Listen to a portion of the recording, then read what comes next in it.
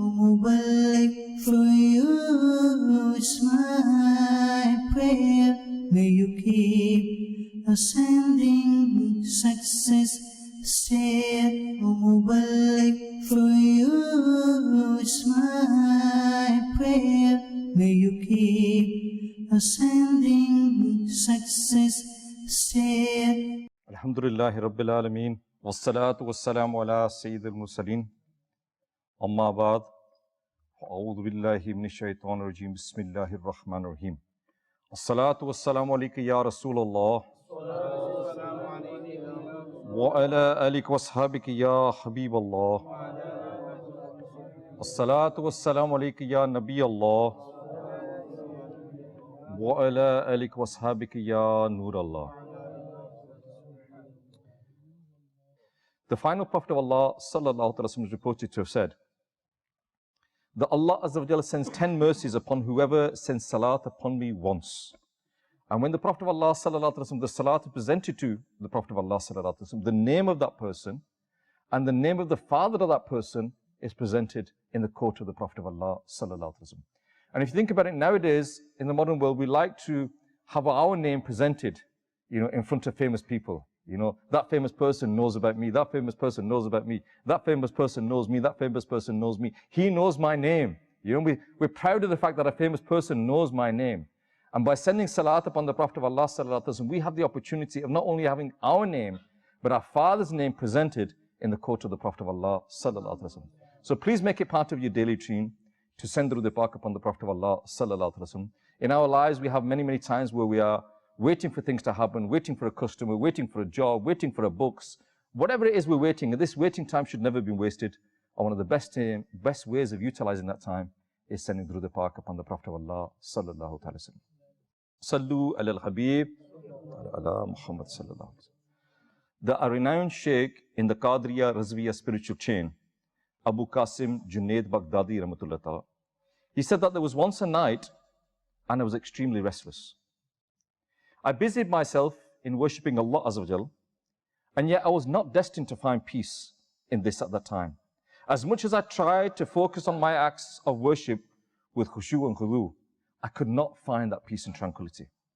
He said that then began to read the Quran, and yet again I could not focus for some reason, and I was not destined to receive peace from it at that time. I was extremely confused as to why I could not concentrate on my worship, and why my heart was not finding the serenity it normally does from these actions. Before I go on with this story, just want to stop here. The real goal in life, if you ask yourself, what is your real goal in life? People want to be rich, people want to have power, people want to have status, people want to have all these things. But if you ask all of them people, when they've got that, there's one thing that they haven't got and they're always striving for. And people think that if I have money, I will have it. If I have wealth, I will have it. If I have power, I will have it. And that is peace. Schoon, peace and tranquility.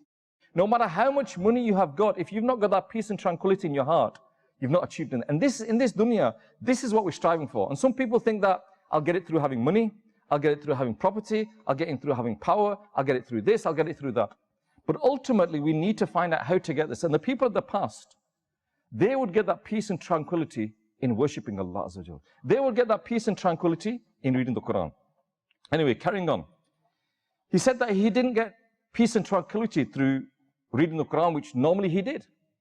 And he said, before morning arrived, he said, I wrapped my shawl around my shoulders and I left home. I walked to wall and I came across a man who was also wrapped in a shawl. As I approached him, he raised his head and he said to me, why are you so worried? Has the day of judgment come? And Junaid Baghdadi rahmatullah replied that, has it its appointed time come? Is it the right time? And the man said, no. I'm simply asking if you were worriedly searching for the peace of your heart desires. Because you've got that, he could see on his face that he didn't have that peace and tranquility. He was asking him, is it because the day of judgment has come? Is it because of, what is the reason? And he said that I have left my home in search of peace of my heart. Yet I also want to know the reason behind me feeling so restless tonight. But for now, tell me, is there anything that you need? And that person, he said to him, yes, Abu Qasim, there is.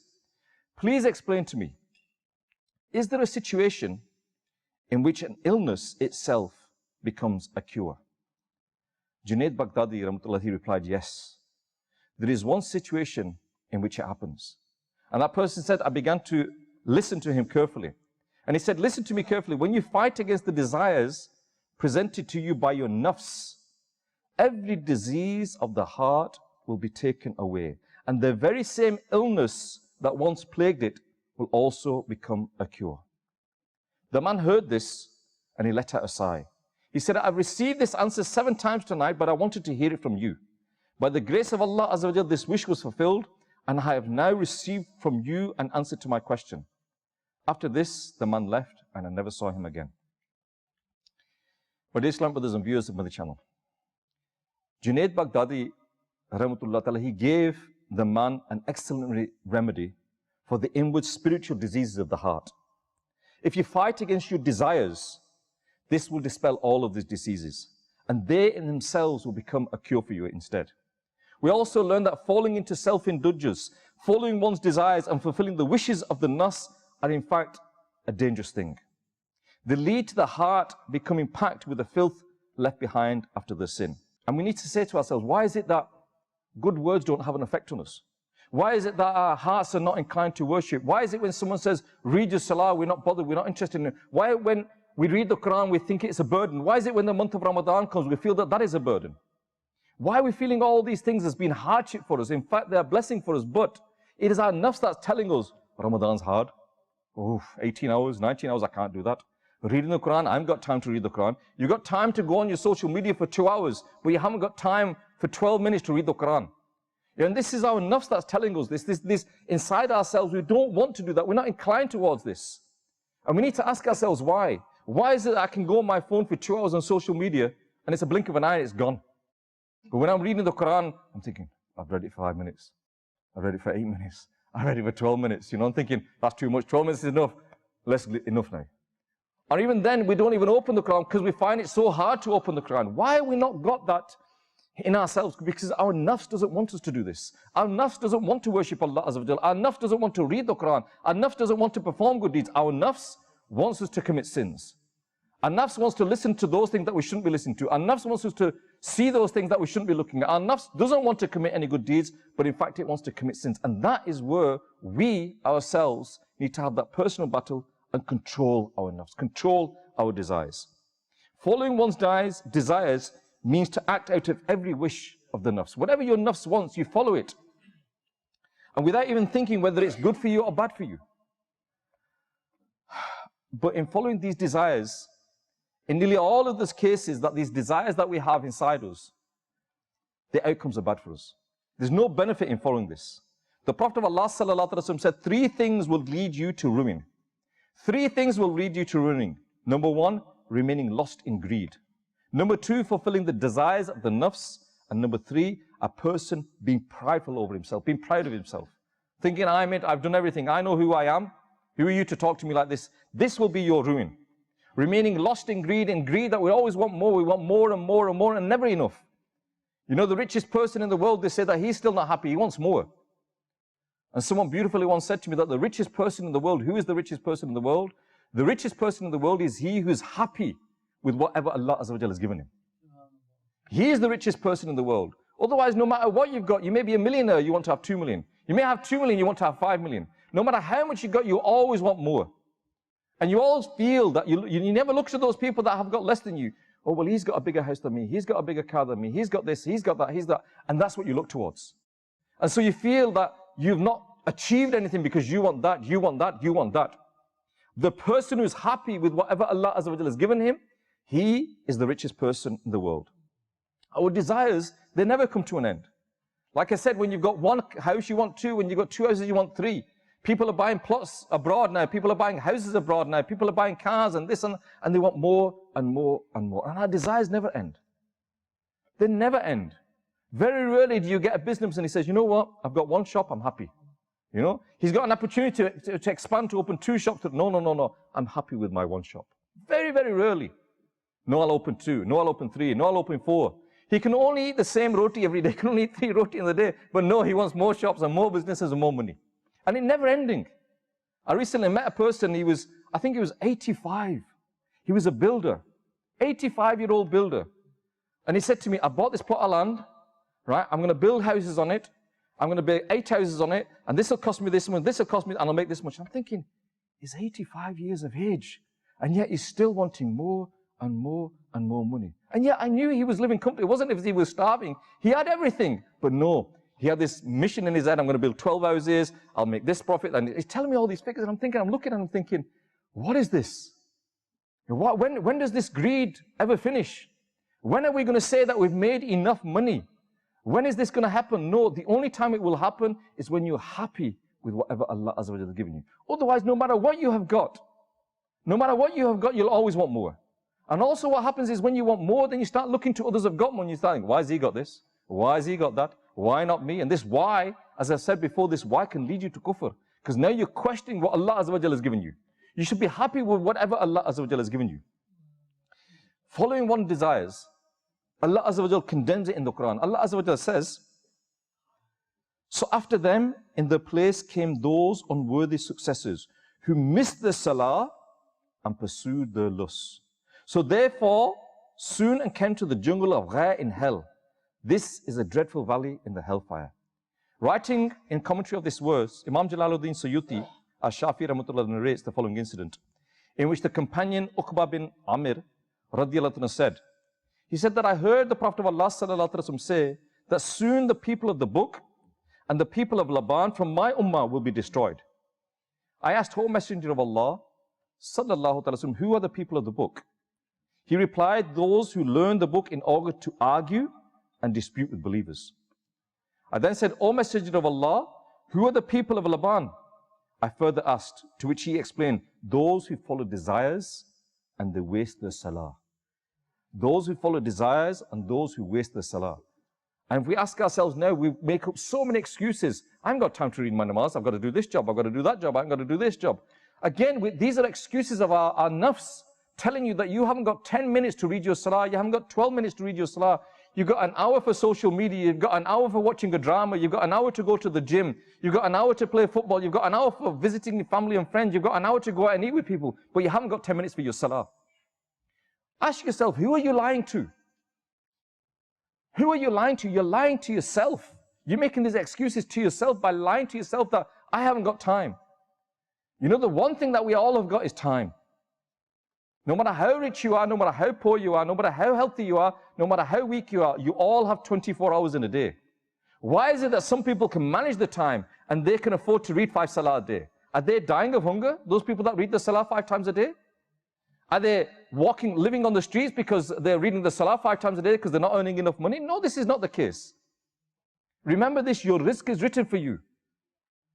Your risk is written for you, your end is not written for you, how you will die.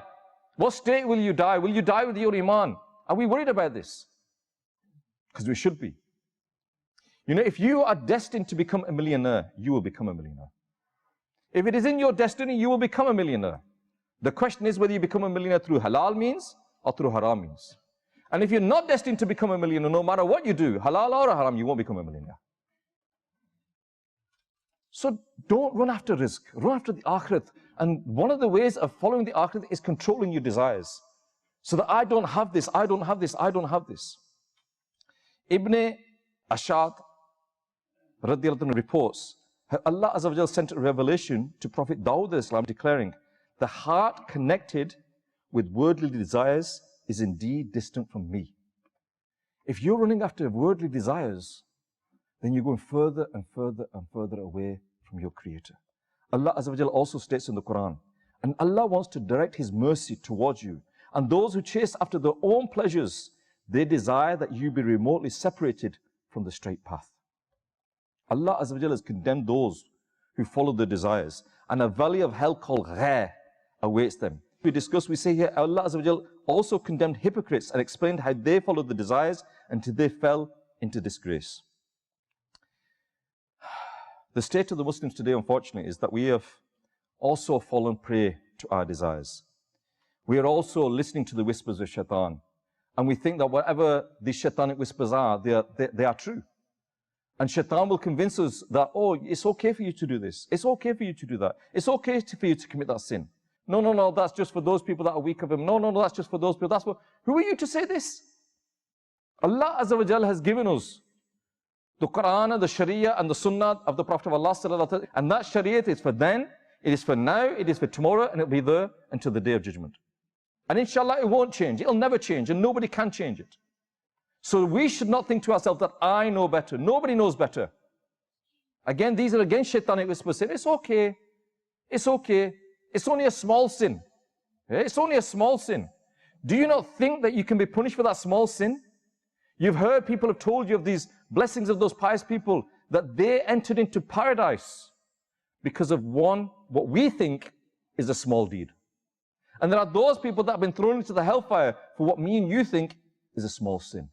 So never think of any good deed as being small. Never think of any good deed as being small. You know, they say that smiling is a sadaqah. Smiling is a sadaqah. You may enter paradise just because of your smile. You know, hurting the heart, the feelings of a fellow Muslim is a sin. You might hurt the feelings of one fellow Muslim by not giving him salam properly, and that sin might take you into the hellfire. Who do you know? How do you know? How do we know which good deed will be rewarded? How do we know which sin will we be punished for? We don't know this. So never think of any good deed as being small. And never think of any sin as being small as well. Because whatever sin you are committing, who are you going against? Who are you disobeying? Your Rabb. You're disobeying Allah Azza wa Jal. And it is up to Allah Azza wa Jal whether He will hold you accountable for that or not. So we do not know which of our actions, we know what our sins, we have the, alhamdulillah, we are gaining that knowledge and we should continue to gain that knowledge. But we do not know which of our sins we'll be severely punished for. And we do not know which of our good deeds have been accepted. You may have done Hajj every year. You may have done Umrah twice a year, but how do you know any of them good deeds have been accepted? So never have this, we said earlier on, those people are ruined who have this pride inside themselves. They think they've got it made, they think they've got all of these things. How do you know whether your good deeds have been accepted? You don't. How do you know whether your Hajj has been accepted? You don't. How do you know that masjid that has been built has been accepted? We don't. Because we do not know the intentions. You know, your intentions will be questioned on that day. You know, when any good deed you do, make sure, I know we're going to go slightly off the topic now, but make sure you do it purely for the pleasure of Allah. Because what happens is in many cases we don't. I remember one Friday, so I went to perform the Friday prayers there. And like in many masjids at the time, just before the namaz stands, the chairman gets up or the secretary gets up and he has a file in front of him and he starts to make announcements. And I don't know whether it was the chairman or the secretary, but anyway, he got up and he started to make announcements. And he said to the people that, as you know, in the last 6 or 7 weeks, we've not made any announcements. And the reason why we've not made any announcements is because the Imam Sahib has said to us that at this time, right at the end, the masjid is full. As you know, many people, they turn up late for Salatul Jummah. They don't turn up at the right time, they turn up late. And so the Imam Sahib said, look, that's the time when the masjid is full. That's the time when everybody's there. Give me that time. And I will teach the Muslims something. I will teach them a dua. I'll teach them something about salah. Just for them 2 moments that I know the masjid is full, I'll teach them something.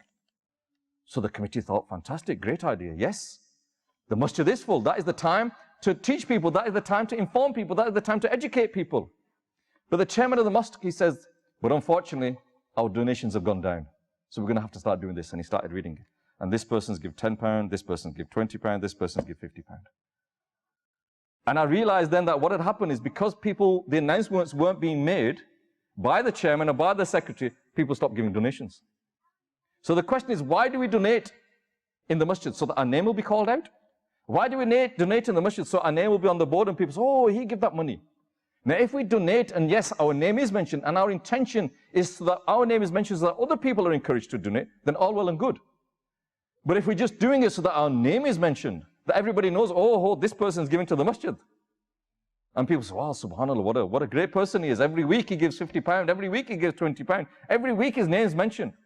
Then on the Day of Judgment, you ask yourself, will you be rewarded or not? You will be rewarded, you will get what you're intended for. If your intention was to please the people, you'll get that.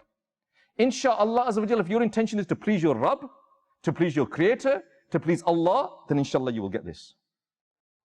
So this is something that we need to be wary of. And when it comes again to these sort of things, we see that our children nowadays, we teach them everything. We teach them everything, how to live their lives, but we don't teach them the basic teachings of Islam. And so that child, when he goes out, He doesn't know about Islam. He doesn't know what he should or what he should not do. And instead of coming home because he's scared of asking the father, because the father's going to tell him off, why are you asking such a silly question in the house? Are you not ashamed? You shouldn't be asking these sort of questions. They'll go out and they'll find the question from somewhere else. And that won't be the Islamic. So we need to give that tarbiyat to the children. We need to tell them these diseases of the heart, how they can control them, how they can control the nafs. This is what we need to do to them. It is reported by the companion Abdullah radiallahu anhu that the final Prophet of Allah sallallahu alaihi wasallam said that paradise is closer to you than your laces are to your shoes. However, hellfire is the same. Yet paradise is covered by difficulties and hellfire by desires and delights. In a similar fashion, the Prophet of Allah sallallahu alaihi wasallam is reported to have said, the wise is he who takes accountability of his nafs and works for the life that takes place after death. The helpless is he who follows his carnal desires, then thinks wishfully regarding Allah Azza wa Jal in such a person and still hopes that Allah will grant him paradise. You know, a lot of people say, oh, we'll worry about it later. We'll see. Dekha jayegi. You know, we have this mindset, we'll see about it later. When is later? And can you guarantee that you're going to live till later, whenever later is? And what are you going to do later? Are you going to change all of a sudden? People have this mindset that, you know what, I'll live my life, I'll enjoy my life, and when I become 60, 65, 70, then I'll go and sit in the masjid. Yeah? Like all these other babi, I'll go and sit in the masjid when I'm that age. Number one, how do you know you're going to live that life? How do you know you're going to live that long? And if that is true, is every 70-year-old in Rochdale sitting in the masjid? No, they're not. Because many people, even when they're 65, 70 and above, they're still committing desires, following the desires, still committing sins. There is no guarantee just because you've hit that 70 mark, you're going to be attached to the masjid. There is no guarantee of that. So again, don't wait for a good deed. Don't wait for that time. If you want to perform good deeds, do it now. Because you don't know when a later is going to come. You don't know when it's going to come. And you think that you're strong enough to face the angels in the grave. You think you're strong enough to cross the bridge of Sirat. You think you're strong enough to face Allah Azza wa Jalla on the Day of Judgment. You may be strong here. You may be know-it-all here. You may have the power and the connections here. You're nothing there. You're nothing there. And so we need to be aware of this. So these are the things that we need to ask ourselves. Are we following our carnal desires? Are we following our desires of this dunya? Do we even think and contemplate about the akhirat? And I hope that we've all come with the right intention to please our Creator, to remember our Creator, to remember the Prophet of Allah sallallahu alaihi wasallam. Insha'Allah Azza wa Jal, we will be rewarded as such. Imam Ibn Hajar al-Asqalani, rahmatullah ta'ala, narrated, he says, the desires refer to worldly matters for which delight is gained, irrespective of whether Sharia has prohibited them directly or if doing them leads to divine commands categorically not being implemented. This also includes mustaba, doubtful matters, and every other permissible action which carry fear of leading to haram if carried out. As relayed by the companion Atiyah bin Sa'ad, radiyallahu anhu, the final Prophet of Allah sallallahu alaihi wasallam said that an individual cannot become pious. He cannot become pious until he leaves lawful actions in order to protect himself from unlawful things. You know, controlling yourself, protecting yourself, staying away from those places that would normally you would say, well, it's okay to go to them places, but if you go to them places, you may indulge in sins. I remember there was a person, again, not very far from here. He used to come home from work, and every day he'd come home from work, he'd get changed, and he'd go and sit, I think it was his second cousins, he'd go and sit there. And one of the muballighs of Dawah Islam, he said to him, that brother, them cousins of yours, them relatives of yours, they're drug dealers, they take drugs. Yeah, you sitting there, you know, if you're not careful, you'll end up taking drugs. And he said, look, I'm 35 years old, I've got 2 kids, I'm not stupid, yeah? And don't lecture me. I said, okay. Now, it's not haram for him to sit there. But what happened is, gradually one day he was at work, he had an argument with his boss, he left work, came home, the child had been crying all day, wife was fed up, she'd had it to here, she wanted him to take the baby and look after her so she can get a bit of peace. He'd had a hard day, he wanted a bit of peace and quiet. They started arguing amongst themselves. He walked to the house, went to his cousin's house. They realized he was a bit tense and they said, here, have one of these. And he said, yeah, go on, give me then.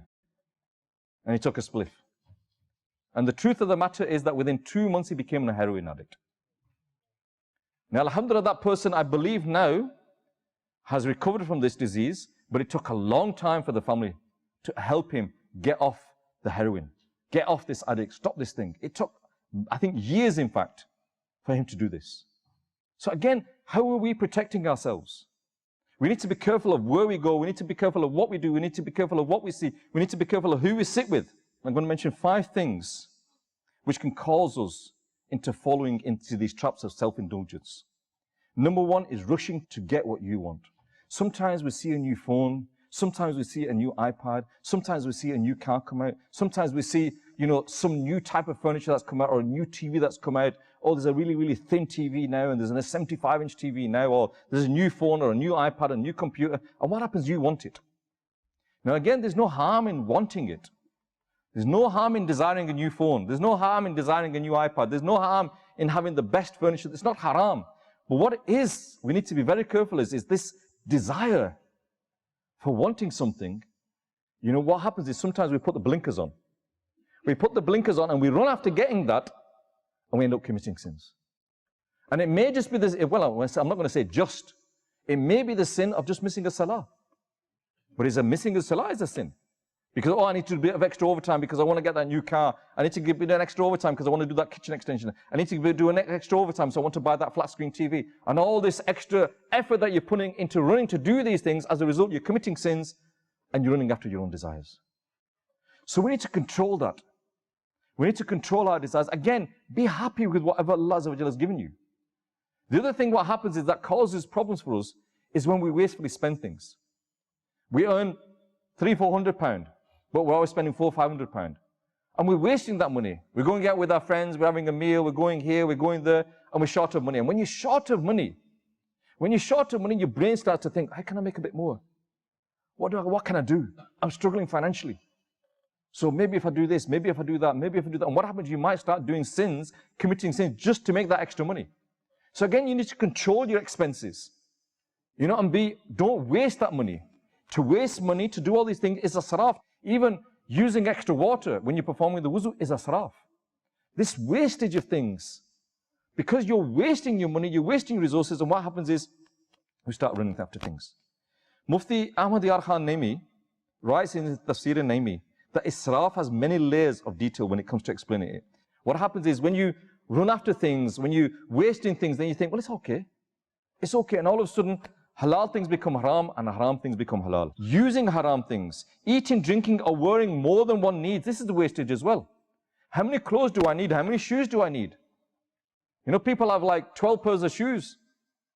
And what happens is you'll wear 2 pairs, and the other one will stay in the cupboard for 6 months, 8 months, 9 months. And then you buy another, and then you'll open the cupboard. Oh, I've got these shoes. I don't remember these shoes. Oh, I've got these. I don't remember these. Oh, I remember this jacket. And you don't remember these things. So again, this is wastage. And then when we go out and eat, you can only eat this much. But you make sure you get that much. Because it looks good. Because you want a social media pic of the platter that you've just ate. And you want people to know how much you've just ate. And so you'll order more than you need. And you're wasting that food. That food gets wasted.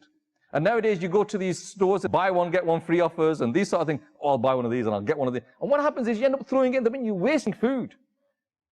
Wasting food. We go to the weddings. Yeah, and we take our plate and we'll fill it up right to the top. They'll be overflowing with all the meat and the chicken and everything. We can't eat it all. Well, I think I can eat it all. And then what happens? It all gets wasted. Wastage of food is something that, again, we should not be doing. Eating, drinking, or wearing whatever one's heart desires. Always, I want this, I want this. Eating continuously throughout the day and the night, causing illness and damage in the stomach. Again, this is saraf of wasting. You only need a certain amount. Just because Allah Azza wa Jalla has given you enough money to be able to eat 7 times a day, doesn't mean to say you should eat 7 times a day. This again is wastage and it's damage to your health. Eating and drinking harmful things, again, I can afford it, so it's okay. Again, look after your health. Always thinking about what to eat, drink, or wear next. I've got this now. I've got a green one now. Now I need a white one. I need one this. I need this. I need this. And you're always thinking about getting your night clothes. Eating for the sake of eating. Eating with the intention of performing a sin. Some people eat so that they can go out and do this sin or commit that sin. Becoming so used to luxurious food and clothing to the extent a person cannot make use of normal things anymore. That you're so used to having luxury that you can't live a normal life as well. So what happens is you actually see people that from the UK, that when they go back to Pakistan or they go back to India, I can't sit here, I can't eat here, I can't sleep here, I can't do this, I can't do that, because you all of a sudden raised your standards that I can't eat this food, I can't eat that food. And again, what is this? What is this? To assume that one has attained high quality food by his personal accomplishments only. That I'm getting this good food because of my hard work. Again, do not be wasteful. Don't waste things. Whatever Allah Azza wa Jalla has given you, on the day of judgment, you will be questioned about it. That money that Allah give you, you'll be questioned about it. That health that Allah Azza wa Jalla give you, you'll be questioned about it. That youth that Allah Azza wa Jalla give you, you'll be questioned about it. That time that Allah Azza wa Jalla given you about it, you'll be questioned about it. And your life, you'll also be questioned about it. Now, I'm not saying you can't eat good food. I'm not saying you can't have a good house, a good car. I'm not saying that. But everything needs to be in limit. How many pairs of shoes do you need? How many clothes do you need? How much food do you need? Needlessly thinking about others. This is another way of self-indulgence. You're thinking, well, he's got that, so I want it. He's got this, I want it. He's got this, I want it. Don't think about what others get. Just think about what you need. Being negligent in regard to rectifying yourself. What happens is we think to ourselves, I don't need to sort myself out. I'm okay. We all need to sort ourselves out. Eating to a full stomach. You know, they say that if you eat to a full stomach and you overeat, then your desires, you start following them desires. You know, they said that when the pious people of the past, you see that they didn't eat a lot because they wanted to spend their strength in worshipping Allah. Did they not need food? Yes, they needed food. They needed food, but they ate enough, not too much. And nowadays we're starting to commit these sins of overeating and overeating and overeating. So we need to be very wary of these things. We need to control our nafs, control our desires, and make sure that these shaitana whispers don't affect us. We all know as Muslims that it is obligatory upon us to read our salah. The question is why? Why are we not reading our salah 5 times a day? Because these shaitanic whispers are getting to us. It's okay if you miss one. It's okay if you miss one. I remember there was a child, and I think the parent told me this story. The child was only, I think, 6 or 7 years old.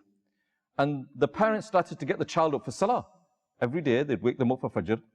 And the child one day said to her mother that, Ammi, Dad, Allah's not going to punish me for just missing one salah.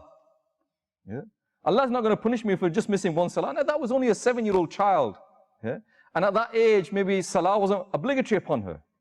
But this mindset is not only just in that child. It's also in our own minds as well. It's only one salah. It's only one fast. It's only one sin. It's only one. It's only one. It's only one. And 1 becomes 2, 2 becomes 3, 3 becomes 4, 4 becomes 5, and before you know it. So this mindset that is developed inside us, that again, like I mentioned before, they never ever think of a sin as being small. And never ever think of as a good deed as being small. Because you do not know what good deed you'll be rewarded for, and you do not know what sin you're going to be punished for. And I just want to finish with one thing. That whenever you perform a sin, whatever the sin is, people say they enjoy it. I enjoy drinking alcohol. I enjoy smoking. I enjoy committing adultery. I enjoy doing this. And that pleasure that you get, okay, I'll agree with you for a while. Let's say you do get pleasure in committing a sin. Let's say you do enjoy committing that sin. Let's say you do enjoy gambling. Let's say you do enjoy these things. You get a pleasure. How long does the pleasure last? Few moments, few minutes, half an hour, a couple of hours. How long does the sin last? The sin lasts forever. A good deed, sometimes coming to the masjid in the morning, it's cold, the heater's not working, the boiler's not working in the masjid, the heater's not working, it's cold, it's freezing, you're shivering, it's raining, you're coming to the masjid. That hardship, that pain that you feel, you've got a cold now because you came to the masjid for 2 days. How long does that hardship, that pain stay with you? A few hours? If you get a cold, a few days? How long does the good deed stay with you? Forever. So never commit a sin for the sake of pleasure, because the pleasure will go away and the sin will stay with you forever. Never leave a good deed for the sake of hardship, because that hardship will go away, but that good deed will stay with you ever.